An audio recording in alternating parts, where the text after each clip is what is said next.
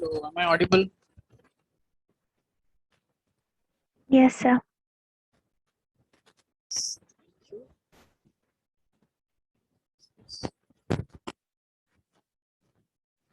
Start with the animal kingdom as we wanted to do after the classification. Before we do that,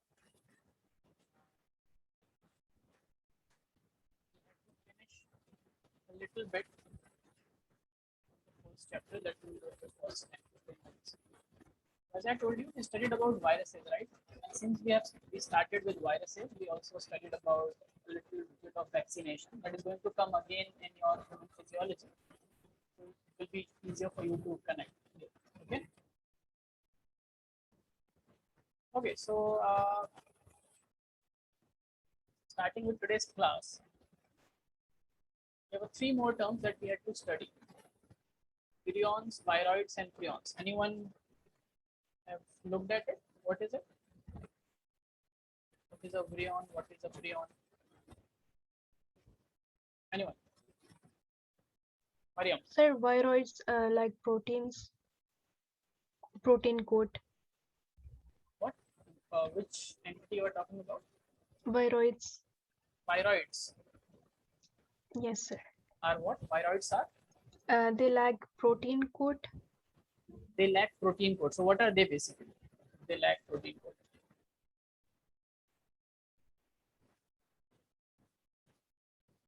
So you are telling me what they lack. What are they? Is I'm asking. So for example, viroids also lack ears and nose and eyes. What do they have? What is present?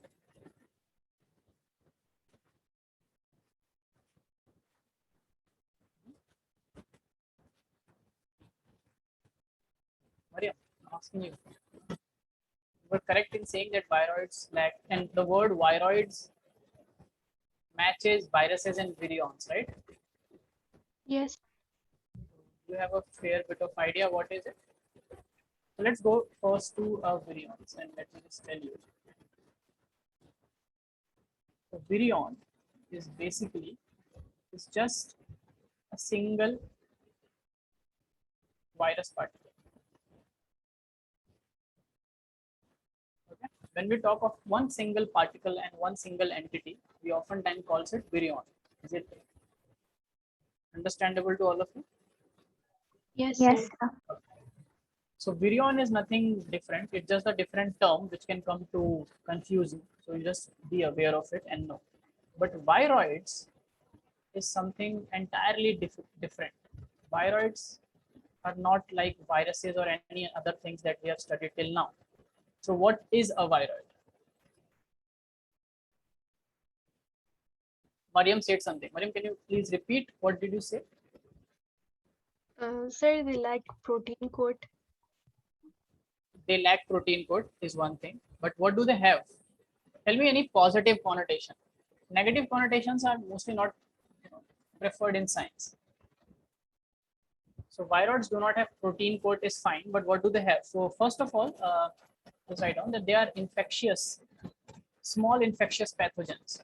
Anything which is alien to our body and comes from outside can be called and can cause disease is called a pathogen. So do you know the difference between an antigen and a pathogen?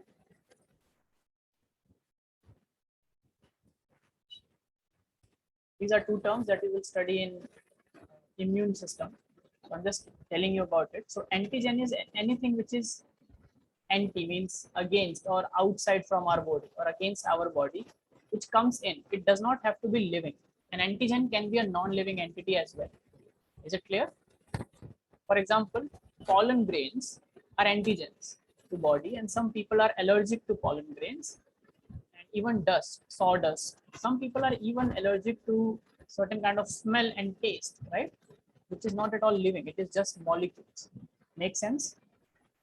Yes, sir. Yes, sir. Right? So they are called antigens to the body, which can cause any kind of inflammation or infection in the body. Pathogen, on the other hand, has to be living or behave like living or should have living components at least. So we called viruses also as pathogens, bacteria also as pathogens, and viroids also as small infectious pathogens. Because, write down, so they are small infectious pathogens. This is the first one.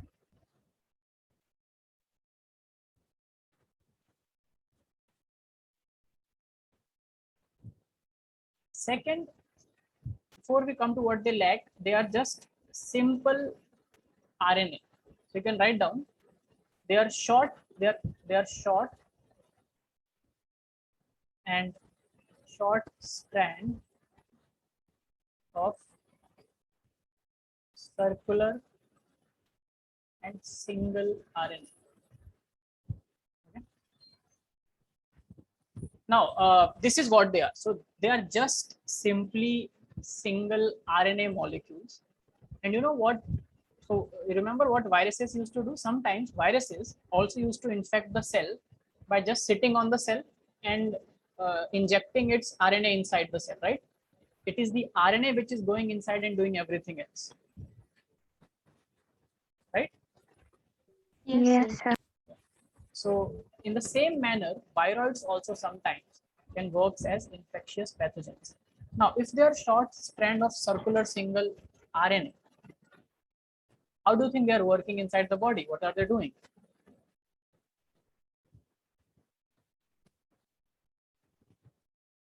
Where do they come from?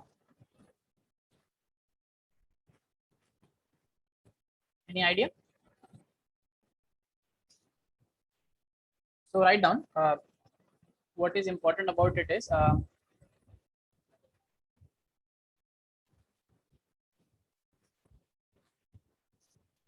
write down, viroids have been identified. This is asked. This has been asked once. Viroids have been identified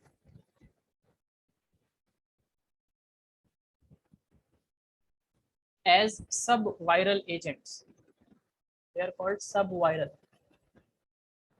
because, do you remember studying in your class 9th and 10th about subatomic particles? Yes, sir.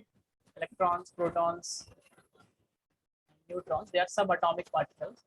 So if you see viroid, it just looks like a naked genetic material of a virus. So they are subviral agents. They are identified as subviral agents. Like now they do not go and make up viruses. You know, so this subviral agents is still not complete definition of it, but is the best that we have been categorizing them.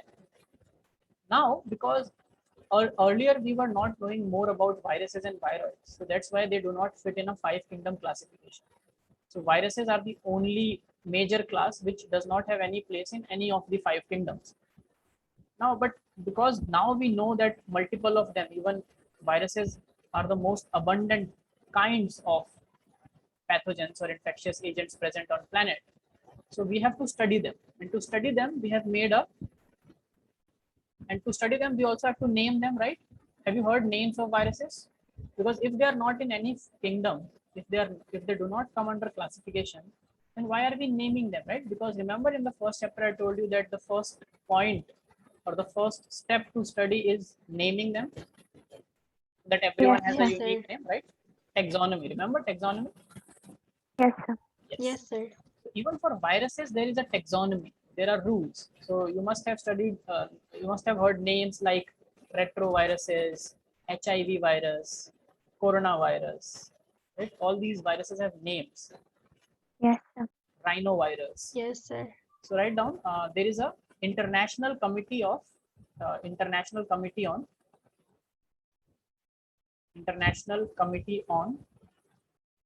taxonomy of viruses. ICTV it's called. International Committee on Taxonomy of Viruses. So they are trying to study, make categories of viruses so that they can be studied later on. In later, like still they are being studied. And people who study the field of study of viruses is called virology. Okay? This is the field. And people who do virology are called virologists. Just like biologists and biology. For viruses, it's called virology and virologists. Okay. Yes, sir. So in short, write down. So if they are just RNA. And what is RNA? RNA is a nucleic acid, right? Both DNA and RNA are nucleic acids. I have told you before. DNA is deoxyribonucleic acid and RNA is ribonucleic acid. So another question can come that they are composed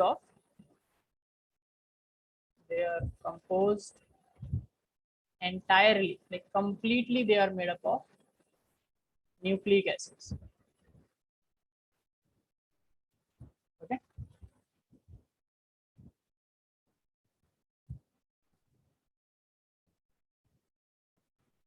And when it goes inside a cell and infects a cell, it basically works in the same kind of manner. Okay. Because it goes inside the cell, and just like a viral genetic material, when it is inside the cell, it can, if it's RNA, it can produce DNA from its own copy through reverse transcriptase, and then protein can be made, and that protein can be infectious at times. Or this nucleic acid itself, the RNA itself in more quantities can be infectious in a cell. You know, it can cause toxicity and inflammation. Is it clear to all of you? Yes, sir. Okay, so this is viroids, and apart from that, so they are non-cellular, and they also help. They are non-cellular. This is their another characteristic feature, and they support RNA world hypothesis. Now, what is this? We will. Do you know what is RNA world hypothesis? No, sir. Okay, so just write it. I'll just explain it to you. So presence and finding of viroids tells us, earlier we used to believe that DNA and RNA is present and protected inside the cell, right? So they are not capable of independent existence. Like a DNA cannot exist independently, and RNA cannot exist independently. It has to be inside the cell to function or to like stay protected and stay like it is. But the presence of viroids tells us that RNA is not only capable of independent existence, but also capable of surviving in nature. You know, it has been surviving from all these millions of years, and it's still there.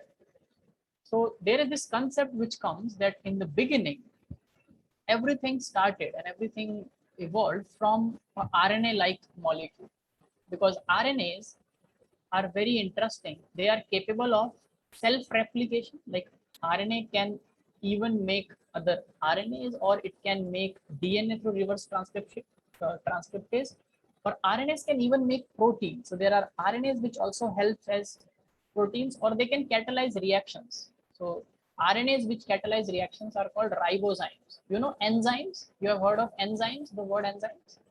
Yes, sir. Yes, sir. All the enzymes in our body are actually proteins, right? Yes, sir. But ribozymes are enzymes which are RNA. So RNA can also work like an enzyme. So they are called ribozymes. So this theory which says that RNA gave rise to the biological world as we know of it today through evolution, molecular evolution, is supported by the presence of viroids independently in free nature as infectious agents. Is it clear, everyone? Yes, sir. Yes. So, and write down some examples. So, the hepatitis D virus is similar to a viroid. So, oftentimes it is asked recently, you know, hepatitis, what is hepatitis? Can you tell about with the word? There is hepatitis A, B, C, and D.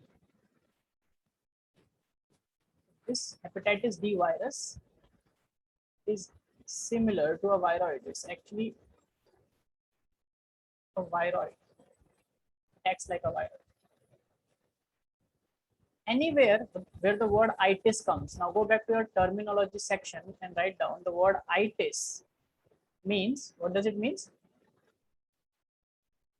Inflammation. Do you remember this? Yes, sir. Yes, sir. And the word hepat or hepato means liver. The word itis means inflammation. So can you tell me what it is now? Liver inflammation. Yes, so liver inflammation is caused by hepatitis D virus, which is actually very similar to a viroid. So people believe it's also a viroid. And apart from that, if I tell you arthritis, you all must have heard of a disease called arthritis.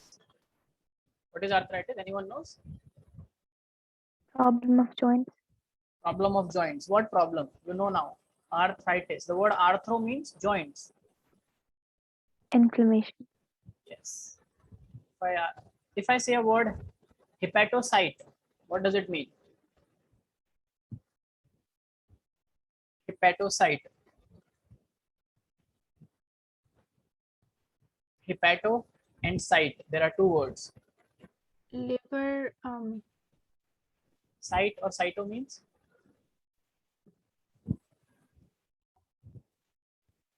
Cell. Yes, it's a liver cell. One single cell of liver is called a hepatocyte. Okay. Yes, sir. I'll write down some more things about it, which is asked who discovered it actually, and who named it. So the name viroid was given by Diener. There was a scientist called Diener, Theodore Diener. So you can write his name. Theodore Diener. This is asked. He gave the name viroids first, because he realized it's not viruses. They are not because they're lacking protein code. Yes. So he named it differently because it lacks protein code. This is where Mariam's input comes in. So they do not have a protein code, which tells us that even protein code is not required by some of these nucleic acids to survive, right? They can survive well without the protein codes also. Okay. And where was it first found? It was found in potato spindle tuber disease. Or potato tuber disease also it's called sometimes. This is just the full name.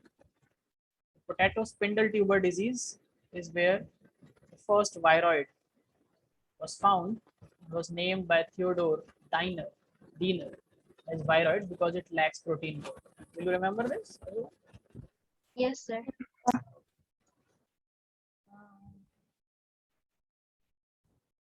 Okay, we'll come to something. I'll tell you. I hope then when I complete any topic, you go back to your NCERT and also read the part which is written in the NCERT. You do that?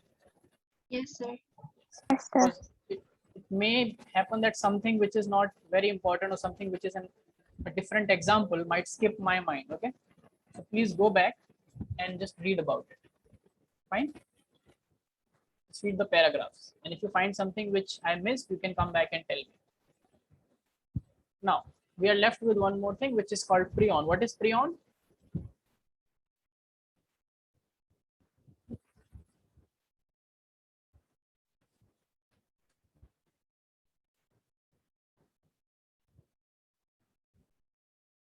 Prions. Anyone? Prions, viroids, and viruses are clear. What is prions? Who will tell me? Omar. Can you speak, Omar? You have not been speaking in classes since very long. Yes. Yes. Yes. Right. What are prions? Uh, it is a type of protein that can cause diseases to animals and humans. Exactly. So it seems like what viroids are lacking. So viruses are made up of two things: protein and nucleic acid, right? Now viroids are lacking protein. Prions are lacking nucleic acid. They are simply proteins. Is it clear to everyone? Yes, sir. So write down prions are, but if they are proteins, then how are they harmful to us? We know that proteins are useful, and we can digest proteins, but how are they harmful? There must be something wrong with the protein, no? Because normally proteins in nature, our body is made up of proteins, but it becomes harmful because write down prions are misfolded proteins. They are not folded properly for the Like they are misfolded proteins. That's why they become abnormal. With the ability, prions are misfolded proteins.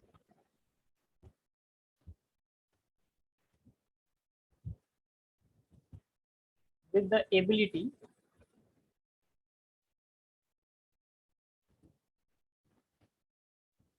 to transmit their misfolded shape,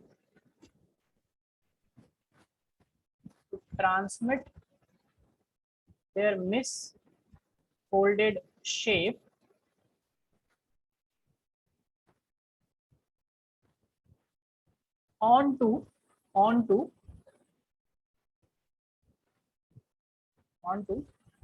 the normal variants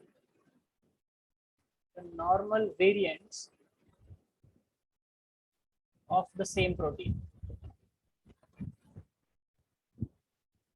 How do you understand? This is not something exotic coming from outside. Okay, so they cause problems or diseases and disorders of all sorts because first they are themselves misfolded. Suppose there is a protein in our cell which is very important to carry out the function of cleaning the cell, let's say cleaning or metabolizing or in metabolism. You are following? Everyone is on the same page? Yes, sir. Yes, sir. And there, due to some problem in our protein synthesis machinery, it can be a genetic disorder, genetic problem, environmental factor, misusing of drugs, or any other reason because of which some proteins are misfolded now. So normally these misfolded proteins, and proteins are misfolded all the time in our body because biology is full of mistakes. We make mistakes a lot of times. Our cells also make mistakes often. But there is also a proofreader or a rectifier machinery evolved. Otherwise, we would not have lived so long on the planet without correcting our mistakes. So in a cell, wherever a protein is misfolded, there are certain molecules which degrade that protein. Misfolded protein is found, labeled, and then degraded. Or if it can be refolded again, it goes back to the chaperones. Chaperones are the bigger protein molecules which fold proteins. They go back to chaperones and these chaperones refold them properly. Okay, but sometimes certain proteins which because it's a constant tug of war, proteins getting misfolded, getting detected by the system and getting refolded or getting degraded is the normal thing. But oftentimes if there is a system, there has to be a loophole also in the system. Every biological system contains a loophole, right? That's why we see all sorts of disease and disorders. Every single process in the universe have a loophole. It can go rogue, it can go wrong. So same with biology. Some misfolded proteins actually dodge this machinery of getting detected and known and degraded or refolded, and they over time generate an ability to transmit their misfolded shape onto other variants which are being formed in the cell. And because of this few proteins which were misfolded, now a whole array of protein will be misfolded and will cause a greater disorder or a disease in the cell. Okay, and you will not be able to find any reason for it because for the prions were discovered very late.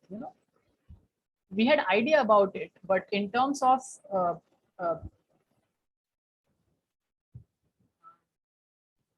very recent studies also are telling us, which is not a part of your syllabus or in NCERT or for entrances, but I'm telling you for you to understand that we used to think that we are not able to track down the reason for the disease, but the reason is just a misfolded protein. Now there is no pathogen, there is nothing coming out from the cell, there is no immune response.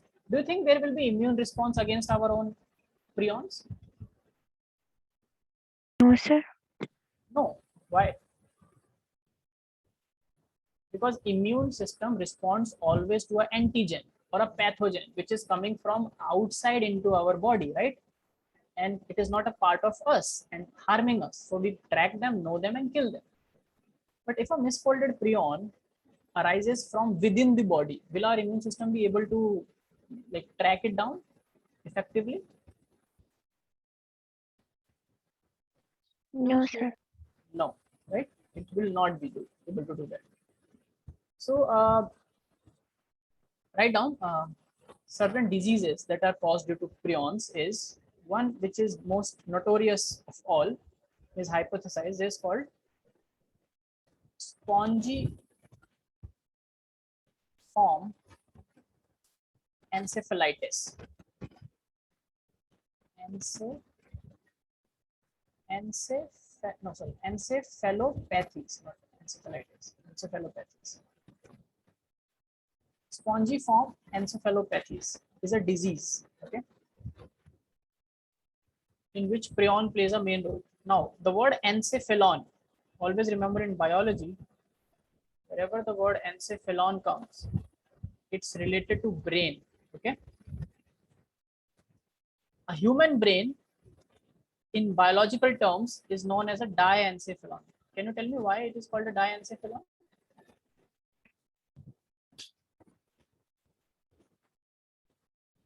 Two.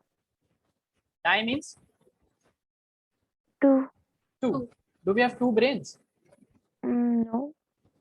Then we have two sections, right hemisphere and left hemisphere of our brains, distinctly different from each other. Different anatomy, like different in the form of there is a division in the middle. Have you seen a brain structure or an image of a brain? It's Yes, not. sir. It's not one. These are two parts.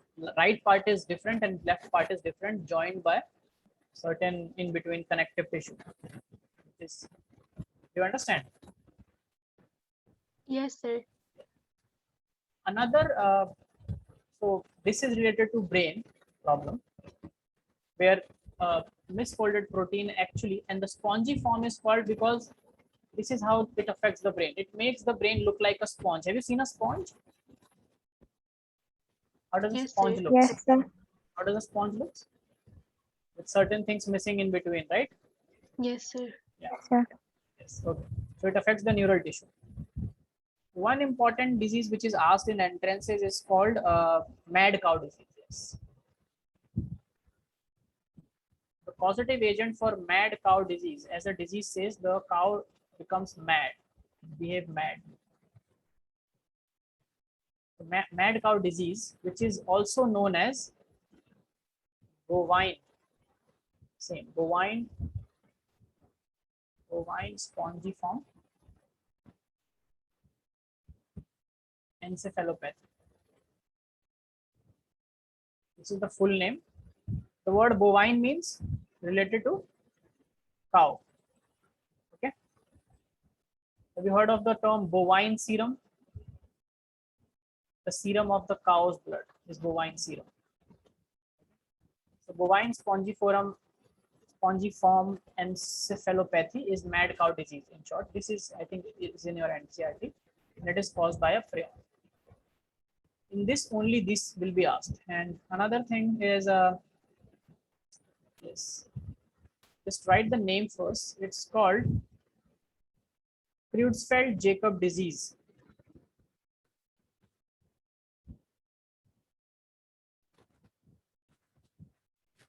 Creutzfeldt-Jakob disease. Oftentimes, due to its difficulty in pronunciation, it's called CJD. CJD disease. It is also caused by prions. Okay. Yes, sir. And so you have to just remember these few things. Whatever is, it's very. You must have not heard of this disease, because it's not caused by any very natural agent which we know. It's caused by prions. Okay. So now it's clear what is a prion, what is a virion, what is a viroid, and what is a virus. Yes, sir. Okay. So this is all that will be asked about this. So let's go to the new section where we are going to start with animal kingdom.